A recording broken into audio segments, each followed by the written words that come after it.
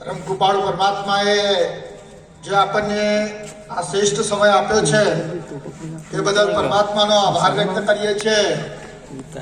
ભગવાન રામના ચરણોમાં વંદન કરી પ્રાતસ્મરણીય સંત એવા ગોપાલદાસ સ્વામીજીના ચરણોમાં પણ વંદન કરું છું. અત્રે બિરાજમાન સૌ વડીલો, માતૃશક્તિ, ભગિની શક્તિ અને યુવા શક્તિ સર્વને મારા વંદન છે. આજનો આ કાર્યક્રમ છે ભગવાન શ્રી રામનું અયોધ્યા ખાતે જે દિવ્ય અને ભવ્ય મંદિરનું જે નિર્માણ થવા તરફ જઈ રહ્યું છે. આ મંદિર ના નિર્માણ એટલે શું, એની આછેરી કદાચ આપણે બધા જાણીએ છીએ. અહીં તો બેઠેલો જે સમૂહ છે એ મારા કરતા પણ વધારે જાણે છે. હું આમાં ક્યાંક પાપા પગલી માંડું છું, થોડી ઘણી વાતો ખબર છે, એનું માત્ર પુનઃસ્મરણ કરાવવાનો પ્રયાસ કરીએ છીએ. આમ તો હમણાં બાપુએ આપણને કહ્યું છે કે હિન્દુત્વ એ શું છે. તો હિન્દુત્વ નામનો, હિન્દુ નામનો કોઈ ધર્મ નથી. હું નથી કહેતો, નામદાર સુપ્રીમ કોર્ટ કહે છે. હિન્દુ એ જીવન જીવવાની શ્રેષ્ઠ પદ્ધતિ છે. એટલે કે કીડીને કણ, હાથીને મન, વસુદેવ કુટુંબકની ભાવના, આ વિશ્વનું કલ્યાણ થાય એવી ભાવના પ્રત્યેક જીવની, એ ચેતન હોય, જળ હોય, આ બધાની ચિંતા કરવાવાળો જે સમૂહ છે એ સમૂહ એટલે હિન્દુત્વ. સરળ ભાષામાં એટલે આપણે બધા દેવી દેવતાઓની ઘણી વખતે જયઘોષ કરીએ છીએ અને જયઘોષ કરતા કરતા છેલ્લે જયઘોષ આવે છે કે સનાતન ધર્મ કી જય. હવે ઇતિહાસકારો, હજારો ઇતિહાસકારો થઈ ગયા, હજારો લખાણકારો થઈ ગયા કે સનાતન ધર્મ કોને શરૂ કર્યો નથી મળતું આજે પણ. તો આપણને પ્રશ્ન થાય છે કે સનાતન એટલે શું? એમ સનાતનના રચિતા કોણ? આપણું સ્વયંનું માર્ગદર્શન કરવા વાળા ગ્રંથો કયા, શાસ્ત્રો કયા? તો આપણે કહીએ છીએ કે વેદો, ઉપનિષદો આ છે, ઋગ્વેદ, યજુર્વેદ, સામવેદ, અથર્વવેદ આ નામના વેદો છે. તો વેદોના રચિતા કોણ? તો એ પણ નથી મળતા. જે તે સમાજની અંદર હજારો વર્ષો પહેલા, કરોડો વર્ષો પહેલા જે સમાજનો બુદ્ધિજીવી વર્ગ હતો, જેને સમાજની શ્રેષ્ઠત્વ હજારો વર્ષો પછી આવું થઈ શકે છે, એ અગમચેતી વાપરી એનું ગ્રંથોની અંદર નિર્માણ કર્યું અને પેઢી દર પેઢીએ જે સાહિત્ય સંક્રમિત થયું એવું સાહિત્ય એટલે આપણા ઋગ્વેદ, યજુર્વેદ, સામવેદ, અથર્વવેદ. આ બધું સાહિત્ય એ સનાતની સાહિત્ય છે, એના રચિતા નથી. તો આપણને પ્રશ્ન થાય છે કે આ રામ મંદિરનું, ભવ્ય રામ મંદિર બનાવવાનું અત્યારે શા માટે? હજારો વર્ષોથી તો રામની જન્મભૂમિ હતી, તો જન્મભૂમિને તોડવા માટેના પ્રયાસો કેમ થયા? આ ભારત ભૂમિ તો હજારો વર્ષોથી છે, જીવતી જાગતીમાં ભારતી છે. પરમ પૂજ્ય સ્વર્ગસ્થ અટલ બિહારી વાજપેયીના શબ્દોમાં કહીએ તો આ ભારત એક જીવતો જાગતો રાષ્ટ્ર પુરુષ છે. એટલે સિકંદર ભારત ઉપર સતત આક્રમણો કરે છે. એ કહે છે કે ભારતને હું જ્યારે હજારો વખતે લૂંટું છું, એને પાયમાલ કરું છું, એને અસ્ત વ્યસ્ત કરું છું, છતાં ભારતની અંદર એવી કેવી શક્તિ છે કે જે શક્તિના આધાર ઉપર ફરીથી પાછું દૈદિત્યમાન થઈ જાય છે. કંઈક તો શક્તિ હશે. હજારો વર્ષો સુધી પરાસ્ત કર્યા પછી શક્તિનો ઉદ્ભવ થયા કરે છે. એટલે એના ગુરુ પાસે જાય છે અને ગુરુને કહે છે કે હજારો વર્ષો સુધી આ ભારતને અસ્ત વ્યસ્ત ધ્વસ્ત કર્યા પછી પણ ભારત વારે ઘડે ઊભું કેમ થાય છે? ભારતની અંદર એવું તો શું છે એમને સમજાવો.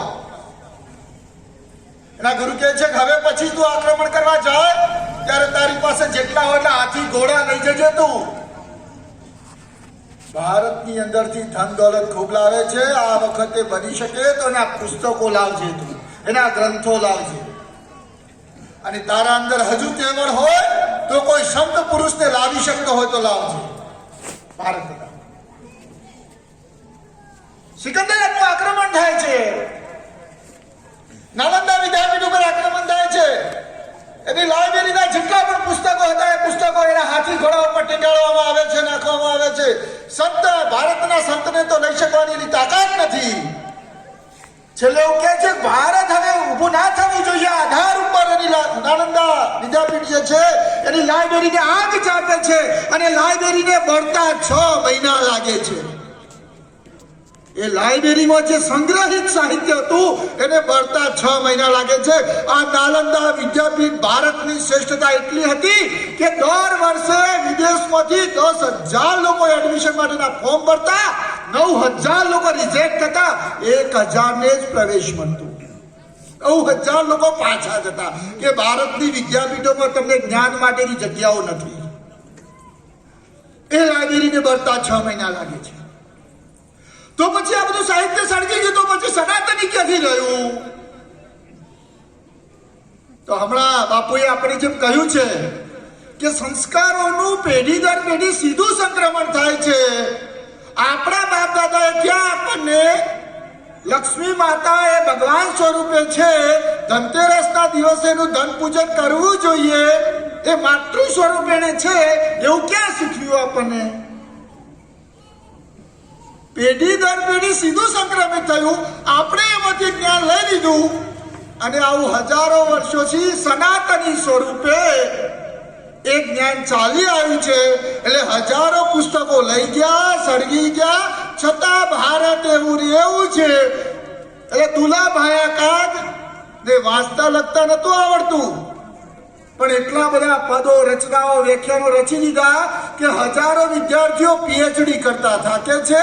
આ ભારત સનાતની છે. એટલે જે જયઘોષ કરીએ છીએ ત્યારે અનેક ધર્મોની જયઘોષ કર્યા પછી સનાતન ધર્મ કી જય,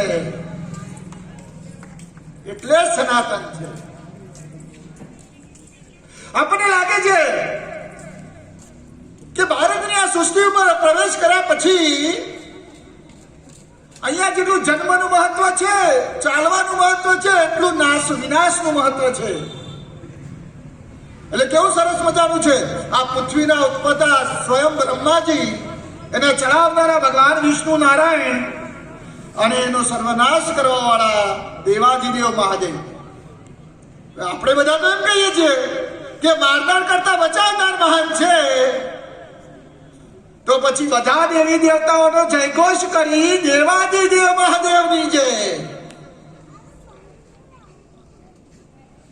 જો આ એને સમજવાનું છે, કારણ કે જેટલું જન્મનું મહત્વ છે, જીવવાનું મહત્વ છે, એટલું 16 સંસ્કાર રૂપી છેલ્લે આ દેહને પંચમહાભૂત તત્વોમાં વિલીનીકરણનું એટલું મહત્વ છે. અને મહાદેવના જીવનમાં ક્યાંય ચમત્કાર નથી, એના જીવનમાં સીધું તપોબળ છે અને શક્તિનો સાક્ષાત્કાર છે. એટલે દેવાધિદેવ મહાદેવ એને રહેવાનું ક્યાં તો પાતાળ લોકમાં રહેવાનું. કોઈ ગાદી, ઉચ્ચ ગાદી, નીચી ગાદી ઉપર મહાદેવ ના બિરાજમાન હોય અને સ્મશાનમાં રહેવાનું. સ્મશાનના જીવ જંતુ જાનવર એના બધા ભક્તો અને મહાદેવની જાય. આવું કયા ધર્મની અંદર સરસ મજાનું હોઈ શકે? એટલે મહાદેવનું જીવન કેવું છે? તો રાષ્ટ્રીય સ્વયંસેવક સંઘના દ્વિતીય સરસંઘચાલકજી પરમ પૂજ્ય ગુરુજી એક સરસ મજાનું વાક્ય કહ્યું છે, ત્યજ્યન ભુજ્યંતે, ત્યાગીને ભોગવી જાણો. મહાદેવનું જીવન પણ એવું છે, ત્યજ્યન ભુજ્યંતે. એટલે સ્વયં ગંગા માતા જયારે અભિમાનપૂર્વક પૃથ્વી ઉપર આવવાનું વિચારે છે, હું પાતાળ લોકમાં જતી રહીશ, ત્યારે દેવાધિદેવ નક્કી કરે છે કે આવા દો એને ત્યાં. ત્યજ્યન ભુજ્યંતે, અને હજારો લોકોનું કલ્યાણ કરી નાખે છે, ભગીરથી બની જાય છે. આવું ત્યજ્યન ભુજ્યંતે શક્તિનું પ્રતીક. એવો કોઈ પરિવાર હોય આ વિશ્વ ઉપર જેનો આદર્શ સમગ્ર ભારત લઈ શકે છે, વિશ્વ લઈ શકે છે, તો રઘુકુળ નંદન પરિવાર, ભગવાન રામનો પરિવાર. જે પરિવારની અંદર જોવો તો ત્યજ્યન ભુજ્યંતે છે, ત્યાગીને ભોગવી જાણો. કયા પાત્રનો ત્યાગ નથી? અરે ભારતની ભૂમિ તો એ ભૂમિ છે કે એકવાર બોલી ગયા એટલે પછી પ્રાણ જાય પણ વચન ના જાય. એટલે બાપ દાદાઓના રજવાડામાં કીધું કે આ 5 ગામ તારા છે, પછી પાછા ના આવે. બોલી ગયા છે. આ તો લખાણ પદ્ધતિ અને દસ્તાવેજીકરણ તો અંગ્રેજોના સમયથી આવ્યું. જે વિશ્વાસનો અભાવ ઉત્પન્ન થયો ત્યારે મૂળ ભારતની કલ્પના તો ભગવાન રામના જીવન ઉપર છે. એ લક્ષ્મણનું જીવન જુઓ, માતા સીતાનું જીવન જુઓ. અરે આ બધાનો ત્યાગ તો જોયો છે, ઉર્મિલાના ત્યાગનો વિચાર તો કરો. એટલે હું છઠ્ઠા ધોરણમાં ભણતો તો કવિતા આવતી હતી ઉર્મિલાનો વિરહ. અયોધ્યામાં રહેવાનું, પતિવ્રતા ધર્મનું પાલન નહીં કરવાનું, માતાઓની સંભાળ લેવાની અને હસતા મોઢે પતિને વિદાય આપવાની, આંખમાંથી આંસુ પણ ના આવવું જોઈએ. એ ક્યાંક પોતાના જીવનને ઉર્મિલાના પાત્ર આગળ તો મૂકી જુઓ, ત્યારે ત્યજ્યન ભુજ્યંત્યનો અર્થ ખરા અર્થમાં આપણને સમજ આવે. આ ભગવાન રામનું જે જીવન છે એને એક રામાયણ ચાલતી હતી એ વખતે, અને રામાયણ ચાલતી હતી એ વખતે ગામમાં ક્યારેક બ્લેક એન્ડ વ્હાઇટ ટીવી હોય, બીજા કોઈ ટીવી ન હોય. એટલે રાષ્ટ્રીય સંઘના પરમ પૂજ્ય સરસંઘચાલક એ વખતે રજુ ભૈયા એ ગામમાંથી પસાર થતા હતા, રામાયણ જોતા હતા બધા લોકો. અચાનક એમને કહ્યું રામાયણ ચાલુ થઈ ગઈ, જો બેસી ગયા જોવા માટે. આખું ગામ ભેગું છે ટીવીમાં. છેલ્લે રામાયણ જોયા પછી રામાયણ પૂરી થઈ એટલે સંઘના કાર્યકર્તાઓને ક્યારેક એવું હોય છે લાવો જરા પરિચય કરી લઈએ. એટલે વાતચીતમાં પરિચય કર્યો. પરિચય કરતા કરતા જાણવા મળ્યું કે જે ઘેર ટીવી મૂકી હતી એ ઘર મુસ્લિમ બંધુ પરિવારનું ઘર. આપની ઉત્સુકતા ઓર વધી ગઈ કે ભાઈ અમે લોકો તો એને પૂછ્યું કે અમે લોકો તો અમારી સંસ્કૃતિ છે, અમારો ધર્મ છે, અમારી આસ્થા છે, શ્રદ્ધા છે, એટલે જોઈએ. ભાઈ તું કેમ જોવે છે? એટલે એને કીધું, બહુ સરસ મજાની વાત કીધી કે અમારે ત્યાં રાજપાટ લેવું હોય એટલે બાપાનું ખૂન કરવું પડે, માતાનું ખૂન કરવું પડે, ભાઈનું ખૂન કરવું પડે, પછી અકબર જો, બિરબલ જો કે ઔરંગઝેબ જો, હજારો લોકોના સંહાર કર્યા પછી રાજગદ્દી મળે. તમારે તો રાજગાદી મળે તો મોટો એમ કે છે કે નાનાની છે, નાનો એમ કે છે કે મોટાની છે. આ રાજ્યનો પગ નહીં મૂકવું, એની ચાખડીઓની પૂજા કરી આ રાજ્યનું રક્ષણ કરવું, પણ આ મારું નથી. આ તમારી સંસ્કૃતિ છે, તમારા સંસ્કાર છે, એ સંસ્કાર માટે અમે જોઈએ છે. અમારું તો અમે જોયું છે કેવું છે. આ ભગવાન રામનું જીવન છે. સ્વયં એવું કહેવાય કે ત્રિભુવનનો નાથ હતો, જંગલમાં જાય છે, માતા સબરીને મળે છે, એના હેઠા મોર પણ ખાય છે. જંગલમાં ગયા પછી જ્યારે માતા સીતાનું હરણ થાય છે ત્યારે ત્યાં એવું કહેવાય કે સ્ત્રી સશક્તિકરણની ભાવના કેવી હતી. તો જટાયુ નામનું એક પક્ષી એવો સંકલ્પ કરે છે કે આ દેહની અંદર જ્યાં સુધી પ્રાણ હશે ત્યાં સુધી તો તું માતા સીતાનું હરણ ના કરી શકે, ભલે તું ત્રિભુવન વિજેતા રાવણ કેમ ના હોય. અને પોતાની છેલ્લી ઘડી સુધી રાવણ સામે જજુમે છે. આ રામાયણ છે.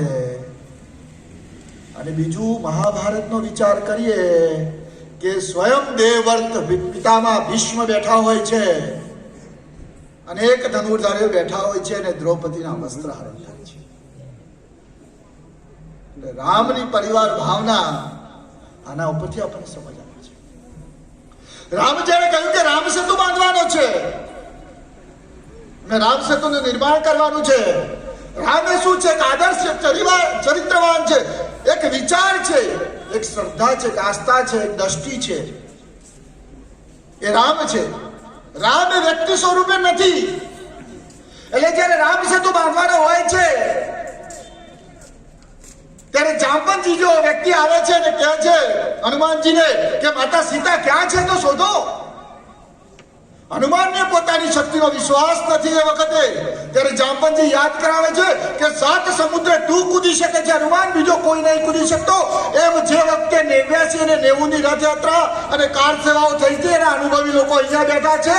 ડીસાના ગામમાંથી એક ખેડૂત પરિવારે એ 11,11,000 રૂપિયાનું દાન કર્યું. એ કોઈ જાંબવંતી તો હશે ને એને યાદ કરાવ્યું છે કે આ તું કૂદી શકે છે, બીજો કોઈ ન કૂદી શકે. અને હનુમાન 7 સમુદ્ર કૂદીને માતા સીતાની સંભાળ રાખે છે.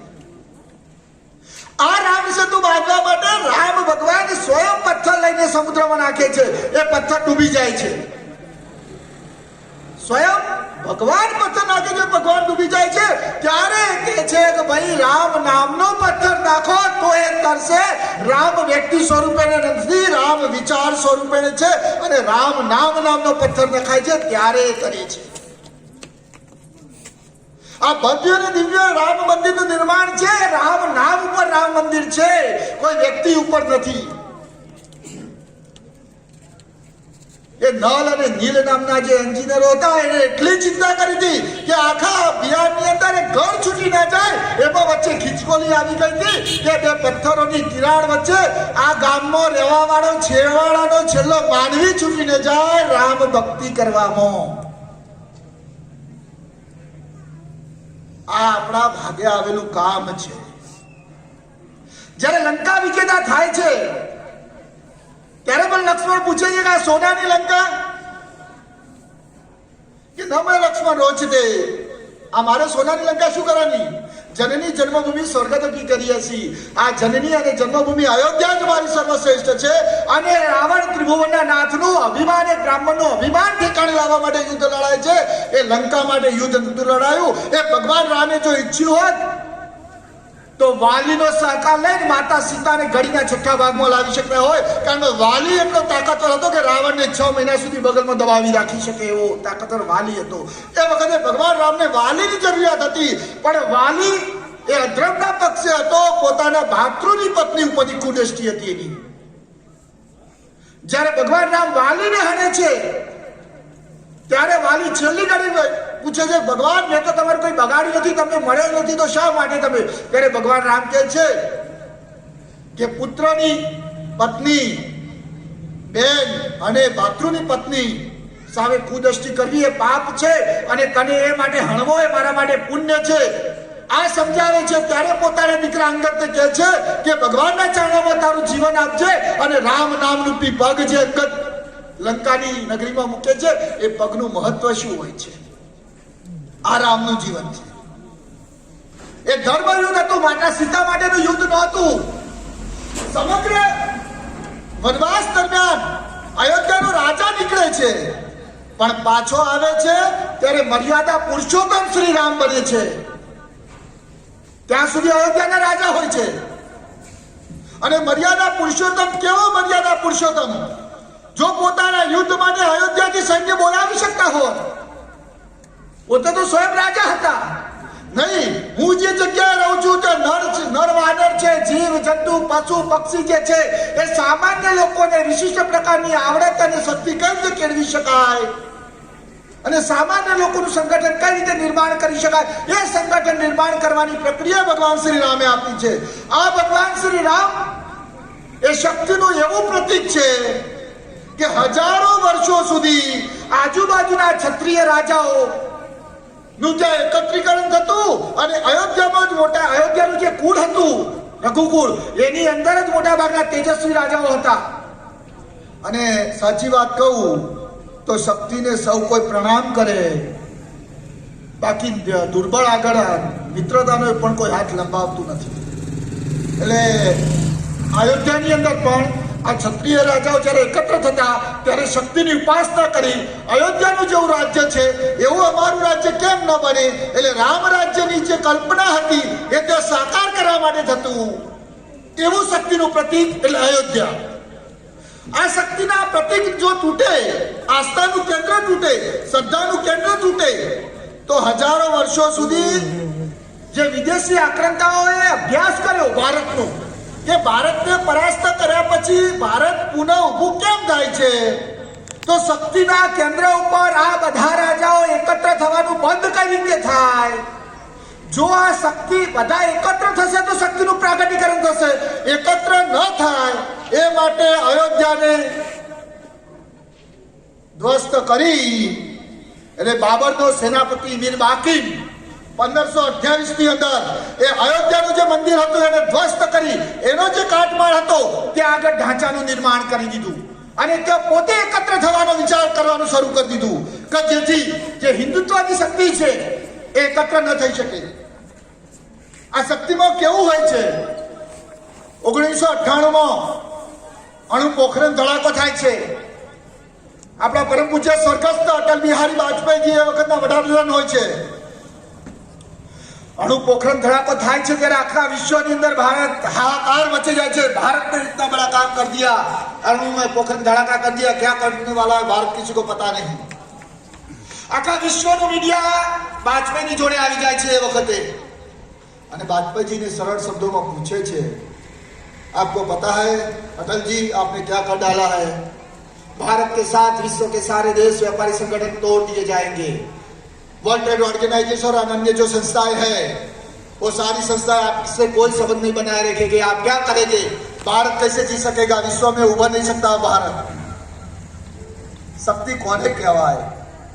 यानी वाजपेयी जी बहुत शांति थी जवाब आपे छे। जिसको जो समझना है वो समझ ले। भारत कल भी शक्तिशाली था, भारत आज भी शक्तिशाली है और भारत आने वाले कल में भी शक्तिशाली रहेगा। उसको सोचना है हमारे साथ संबंध बनाए रखना कि नहीं, वो हमें नहीं तय करना, उसको तय करना। आ शक्ति छे, आ आह्वान छे। आ 1528 ની અંદર જ્યારે તૂટ્યા પછી સૌ પ્રથમ પૂજ્ય સંતો તો એવું કહેવાય કે આપણે અગસ્ત્ય ઋષિ જોઈએ, વિશ્વામિત્ર જોઈએ, જેને બ્રહ્માસ્ત્ર સ્વયં ધારણ કર્યા હોય પણ એ શસ્ત્રો નથી ઉઠાવતા, એટલે ભગવાન રામને સાથે લઈ જાય છે। પરંતુ આ અયોધ્યાના રામ મંદિર નિર્માણ માટે પૂજ્ય સંતોએ સ્વયં શસ્ત્રો ઉપાડ્યા છે। આ એક યજ્ઞ નથી થયો। રામ મંદિર માટેનું યુદ્ધ એક નથી થયું, આવા 76 રામ ભક્તો માટેના યજ્ઞો થયા છે અને 4 લાખ કરતા વધારે રામ ભક્તોની આહુતિઓ થઈ છે। આહુતિઓ 4 લાખ કરતા વધારે છે। આ સામાન્ય આત્માઓની આહુતિ નથી। પૂજ્ય સંતોનું યુદ્ધ જે શરૂ થયું એટલે 492 વર્ષનો ઇતિહાસથી આ યુદ્ધ લડાય છે રામ માટે। રામ એટલે સૌના રામ। આ 492 વર્ષના ઇતિહાસમાં કદાચ સૌથી પહેલો લાંબો કોઈ કાનૂની કેસ હોય તો આ રામ મંદિરનો કેસ છે। 1984 માં સૌપ્રથમ દિલ્હીના શાસ્ત્રી ભવન ખાતે એક પૂજ્ય સંતોની બેઠક પડે છે। પૂજ્ય સંતોની બેઠક પડ્યા પછી તે નક્કી થાય છે કે આપણી સંસ્કૃતિમાં કહ્યું છે કે એના માટે ગોપના માટે અહીંયાથી આપણે જપ તપ ભક્તિ આરતી કરીએ છીએ તો હજારો કિલોમીટર દૂર રહેલા વ્યક્તિનું પણ કલ્યાણ થાય છે। આ મંત્રની તાકાત છે। તો કે રામ તો જન જનના રામ છે, જન જન સુધી રામ કેમ ન પહોંચે? આ જન જન સુધી રામ પહોંચાડવા માટે 1986 પછી વિશ્વ હિન્દુ પરિષદનું એના સાથેનું જોડાણ થાય છે અને જન જન સુધી રામ પહોંચવાનો પ્રયાસ થાય છે। કેવો જન જન સુધી? હિન્દુ સમાજનો ભગવાન પ્રત્યે આસ્થા અને શ્રદ્ધા કેટલી? 82માં શિલા પૂજન થાય છે પ્રત્યેક હિન્દુ પરિવારમાંથી, પ્રત્યેક ગામમાંથી, પ્રત્યેક ઘરમાંથી શિલાઓ ત્યાં જાય છે। બધાને વિશ્વાસ છે કે આ શિલાઓના આધાર ઉપર ભવ્ય દિવ્ય રામ મંદિર થવાનું છે। હવે 89 કયો ને આજે 21 કયો, એટલે અત્યારે એવું વિચારીએ તો છાકોડે ને ભેંસ ભાગોડે। ये वक्त राम भक्तों ने विश्वास मंदिर वही बनाएंगे। कितना विश्वास? मंदिर वही बनाएंगे ने मंदिर नु भव्य मंदिर नु निर्माण અમે કરીશું ત્યાં જ। આ 89 પછી 92 ની વખતે મારે તો સમગ્ર ઉત્તર ગુજરાત એટલે મહેસાણા વિભાગમાં ફરવા જવાનું થાય છે। આ વિષયનું કામ મારા ભાગે હોવાના કારણે એ પછી રાધનપુર જાઉં, વારાહી જાઉં, સાતલપુર જાઉં, સમી જાઉં, પાટણ જાઉં કે આ બાજુ સટલાસણા જાઉં, તે બધા રામ ભક્તોને મળું છું, કાર સેવકોને મળું છું, એમના અનુભવ સાંભળું છું કે આમાં વિશેષતા શું એમ। ત્યારે એવું કહેવાય કે 6 ડિસેમ્બર 1992 માં ભગવાન રામ જાણે કોઈ સંચાલન ન કરતા હોય, એક સાથે 20 લાખ લોકોનો સમૂહ।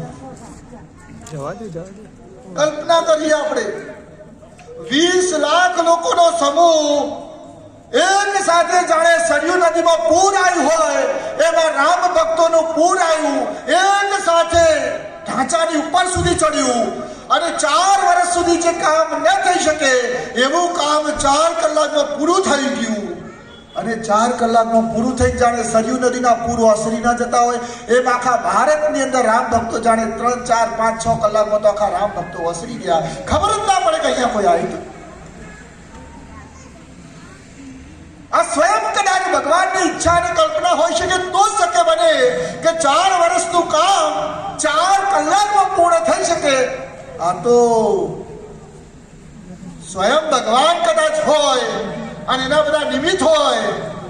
એટલે વિવેકાનંદે કહ્યું હતું કે please give me 100 Nachiketa and change the world. તમે મને 100 નચિકેતા આપો, વિશ્વને બદલી નાખું. એટલે એ વખતે 1925માં ડોક્ટર કેશવરાવ બલિરામ હેડગેવારે વ્યક્તિ નિર્માણ કરીને 100 નચિકેતાનું નિર્માણ કરવાનું એક ધ્યેય હાથમાં રાખ્યું.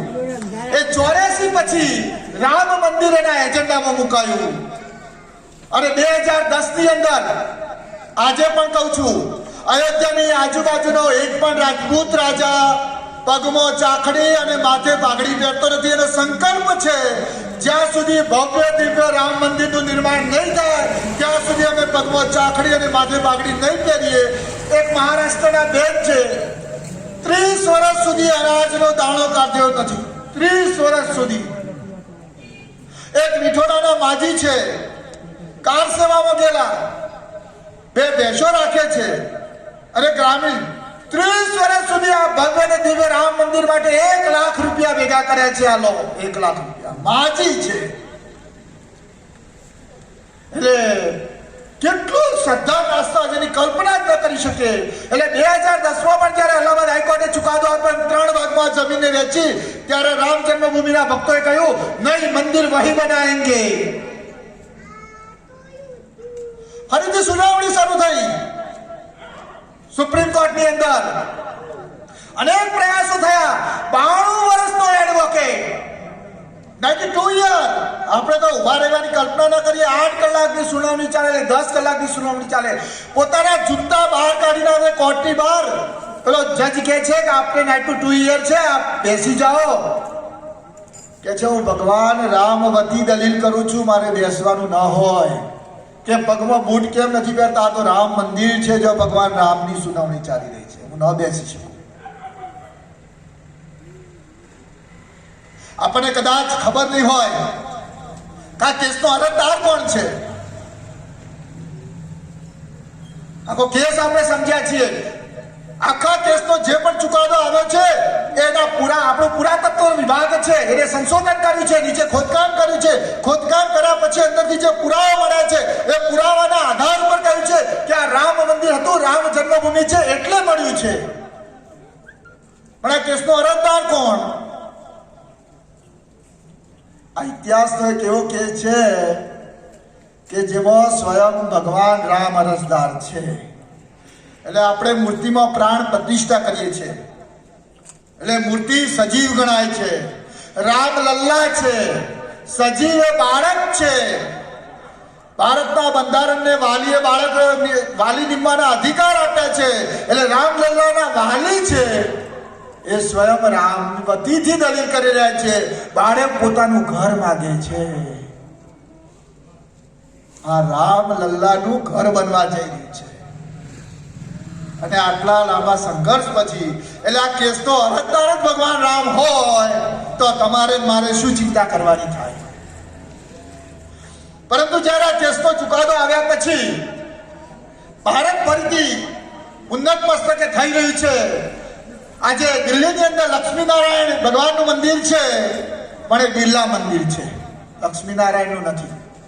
પૂજ્ય સંતોની બેઠક મળી ત્યાં પૂજ્ય સંતોએ કહ્યું કે આપણે 86 ની અંદર જ્યારે મળ્યા ત્યારે શું નક્કી થયું કે આ પ્રત્યેક હિન્દુ પરિવારના રામ રહેવા જોઈએ.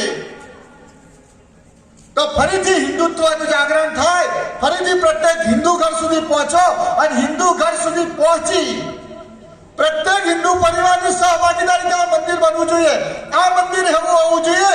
અને પરમ પૂજ્ય સરસંઘચાલકજી કહે છે કે જેમ જેમ મંદિરનું નિર્માણ થતું જાય એટલે અવધપુરીનું નિર્માણ થાય એ પ્રત્યેક પરિવાર પ્રત્યેકના હૃદયમાં પણ અયોધ્યા નિર્માણ થવી જોઈએ. રામનું જે જીવન હતું એ રાજનીતિક જીવન, આધ્યાત્મિક જીવન, પારિવારિક જીવન, આ જીવન હિન્દુસ્તાન વિશ્વ કઈ રીતે હિન્દુસ્તાન તરફથી પ્રેરણા લઈ શકે એનું કાયાનું કલ્પનું મંદિર બને. અને એ મંદિર ન રહેતા ભારત પરિવર્તનનું કેન્દ્ર બને એ મુખ્ય છે.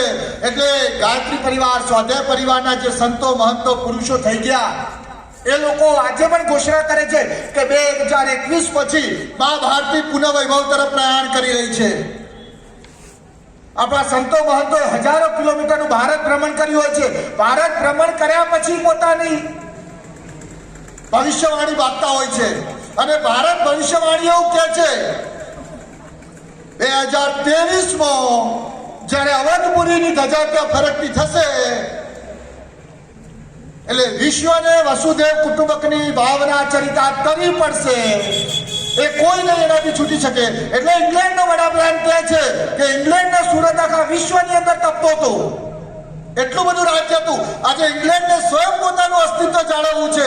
ભારતમાં અસ્તિત્વ તમારે જો ઇંગ્લેન્ડને જાળવવું છે તો ભારતની પરિવાર વ્યવસ્થા અત્યારે લો કે જ્યાં ભાઈ અને બહેન નામનું સંબોધન વિશ્વમાં માત્ર ભારતમાં જ થાય છે, જ્યાં બીજે નથી થતું. એટલે કોરોના કાળ જ્યારે શરૂ થયો ત્યારે ભારતે વિશ્વને જે મદદ કરવી પડે બધું જ કરી અને કોરોનાએ પણ ભારતને સાચવ્યો છે. એક એવો માત્ર રોગ છે જેનાથી વિશ્વ હચમચી ગયું છે, પણ ભારતનો રિકવરી રેટ 96% છે. આવો કોઈ રોગનો રિકવરી રેટ નથી. ભારતમાં હિન્દુત્વનું જનજાગરણ શું છે? રિકવરી રેટ એટલે શું? ભારતની જીવન પદ્ધતિ જુઓ, તમે ભારતનો ખોરાક જુઓ, ભારતના લોકોની માનસિકતા જુઓ, એનો ઇમ્યુનિટી પાવર જુઓ, એનું પર્યાવરણ જુઓ, એ બધો એનો રિકવરી રેટ છે. એટલે ભારતની આજે પણ જીવન પદ્ધતિ છે, શ્રેષ્ઠત્વ છે, એ એનાથી બતાવે છે.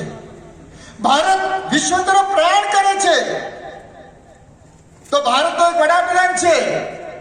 આજે એક્સ વ્યક્તિ હોઈ શકે, કાલે વાય વ્યક્તિ હોઈ શકે, પરમ દિવસ કોઈ અન્ય વ્યક્તિ હોઈ શકે, પણ સાષ્ટાંગ પ્રણામ કરવા આ પ્રથા એ સનાતન ધર્મની પ્રથા છે. એ આજે આપણને ચરિતાર્થ થતી લાગે છે. ભારતના પાયલટ વિમાનો આવે છે અને પાયલટ વિમાનો ભારત ધર્મનિરપેક્ષ રાજ છે એવું બધું કહેવા વાળા લોકો સ્વયં ભારતનો સંરક્ષણ પ્રધાન એ પાયલટ વિમાનને દીવાબત્તીથી એની પૂજા અર્ચના કરે છે. એ શક્તિનું પ્રતીક છે, એના ઉપર ઓમ લખે છે. આ સનાતન ધર્મ છે, આ હિન્દુત્વનો દેશ છે, એ ચરિતાર્થ થાય છે. આપણે કલ્પના ન કરી શકીએ ભારત કઈ રીતે જઈ રહ્યું છે. ભારતનું જ્યારે રામ ભગવાનની જન્મભૂમિનું પૂજન થાય છે, વિશ્વના બુદ્ધિમાન લોકો એવું કહે છે કે દેશના ધર્મનિરપેક્ષ દેશના વડાપ્રધાને પૂજા પદ્ધતિમાં ન જવું જોઈએ. ત્યારે આજે એક્સ હોય કે કાલે વાય હોય, પણ એ ભગવાન રામના ભૂમિ પૂજનની અંદર સાષ્ટાંગ પ્રણામ કરી ત્યાં સ્વયં એ ભૂમિ પૂજનનો સહભાગીદારીતા બને છે. એ હિન્દુ જીવન પદ્ધતિનો અંશ છે, સનાતની જીવન પદ્ધતિનો શરૂઆત છે. મહાભારતથી પુનઃ વિશ્વગુરુ તરફ જઈ રહી છે. આવા તો અનેક ઉદાહરણો છે. આ અનેક ઉદાહરણો એ આપણા વ્યક્તિગત જીવનમાં ઉતરે અને આપણી સહભાગીદારીતા કઈ રીતે થાય. ભગવાન રામના જીવનનું આ છેલ્લું, કદાચ અહીંયા બેઠેલી જે પેઢી છે એના માટેનું છેલ્લું આંદોલન છે. આ અભિયાન છેલ્લું છે. 492 વર્ષના સંઘર્ષ પછી હવે ભવ્ય અને દિવ્ય રામ મંદિરનું નિર્માણ કરવાનું છે. કદાચ 92 વખતે હું પણ ક્યાંય લખોટીઓ રમતો તો મને ખબર નથી, પણ જ્યારે આ લોકોની સાંભળીએ ત્યારે ખબર પડે છે. આની સાથે સાથે આજના ઉત્સવ પ્રસંગે આપણે 26મી જાન્યુઆરી ભારત માતાનો ઉત્સવ પણ જોડેલો છે. કારણ કે 2 દિવસ પછી આપણે છે આ ભારત માતા પૂજન કેમ કરીએ છીએ? સવારે ઉઠીએ છીએ ત્યારે માતા ધરતીને હાથ લગાવીને માથે ચડાવીએ છીએ. આપણે ક્યારે કોઈ શ્લોક બોલે છે કરાગ્રે વસ્તે લક્ષ્મી કર મૂલ્ય સરસ્વતી કર પ્રભાજે. આ હિન્દુત્વ છે, આ જીવન જીવાનું છે.